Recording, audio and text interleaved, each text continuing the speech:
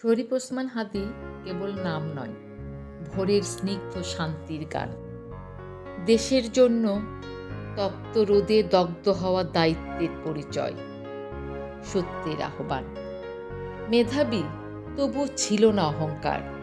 অন্যায়ের বিরুদ্ধে, জুলুমের প্রতিবাদে বাঘের মতো গর্জে উঠেছে বারবার। হাদী ছিল সাহসের এক নতুন ছবি, জুলাইয়ের অগ্রনায়ক, বিদ্রোহী বিপ্লবী। বিনয়, সততা আর প্রতিবাদের সুর। হাদী ছিল নতুন ভোরের রবি। লিখেছে বই, লিখেছে কবিতা, ক্ষণজন্মা এক প্রতিভাময় কবি। সবাই দেশপ্রেমিক হতে পারে না, সবাই দেশকে ভালোবাসতে পারে না। হাদী পেরেছে, কেননা সে ছিল ইনসাফের প্রতীক। ঝড়ের বেগে ছুটে চলা নির্মল প্রাণ।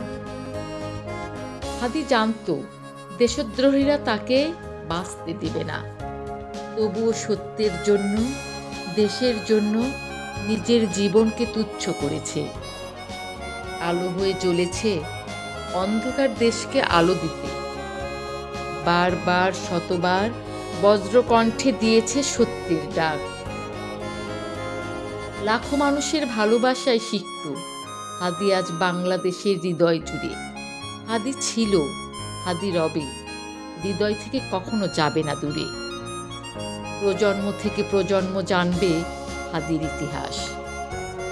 হাদীর মৃত্যু চলে যাওয়া নয়, বরং অসমাপ্ত মহাকাব্যের বিজয়।